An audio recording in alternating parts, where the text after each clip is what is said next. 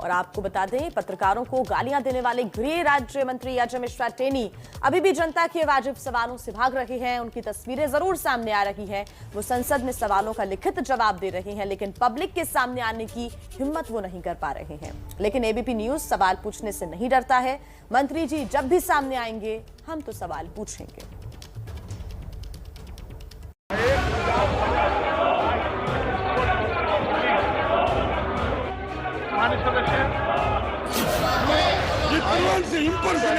Yadav ji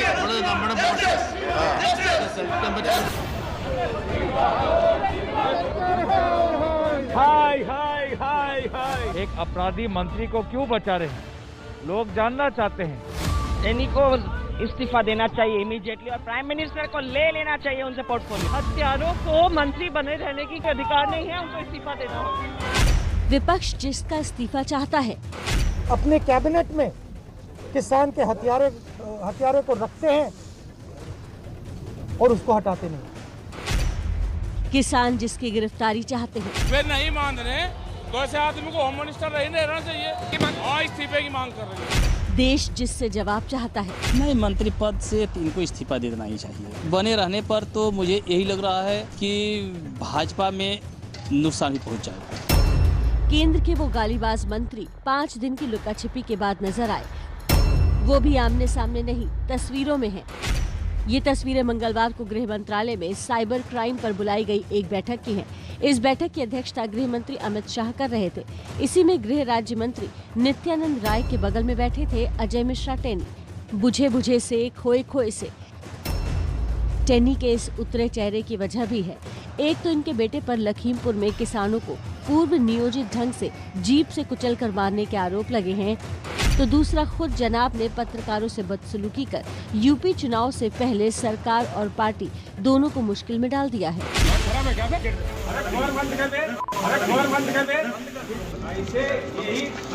media वाले हैं ना, एक निर्दोष आदमी के लिए बनाया।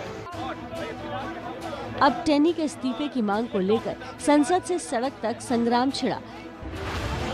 कल भी संसद में इसको लेकर जोरदार हंगामा हुआ।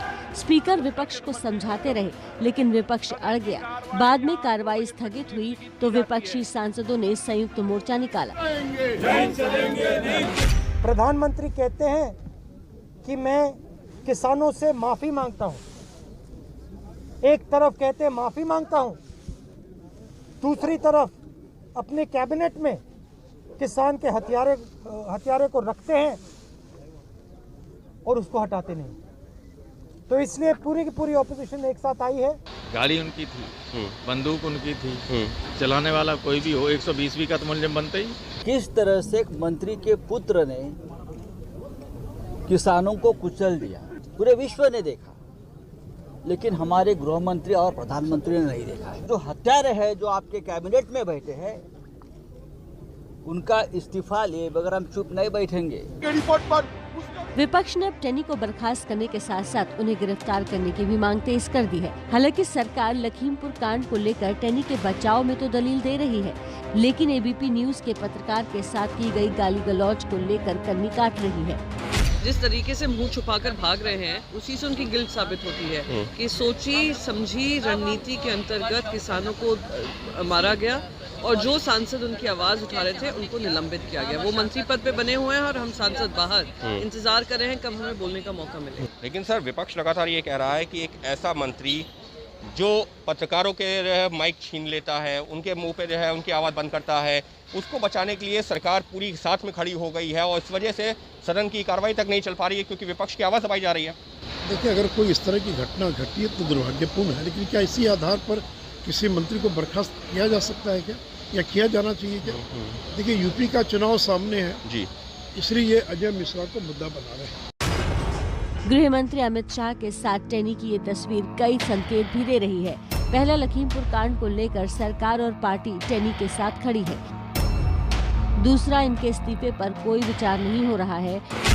और आखिरी ये कि अब लड़ाई यूपी मैदान में लड़ी जाएगी क्योंकि संसद का शीतकालीन सत्र आज खत्म होने वाला है। लेकिन सवाल अब भी बना हुआ है, टेनी को लेकर आखिर सरकार और बीजेपी की मजबूरी क्या है? क्या बीजेपी को यूपी में ब्राह्मण वोटों के नुकसान का डर सता रहा है? टेनी पर संग्राम जारी है, लेकिन कुर्सी पर बने हुए हैं टेनी। तो ऐसे में कुछ अहम सवाल उठते हैं कि क्या नैतिकता के आधार पर टेनी को इस्तीफा नहीं देना चाहिए? क्या मंत्री जी के पद पर रहते हुए निष्पक्ष जांच हो पाएगी? तो नैतिकता के आधार पर अब तक इस्तीफा क्यों नहीं? मंत्री रहते हुए निष्पक्ष जांच भला कैसे होगी? ये भी एक अहम सवाल। गाली देने वाला शख्स मंत्री कैसे? क्या जनता ने धमकाने के लिए टेनी को चुना है? ये भी एक अहम सवाल है।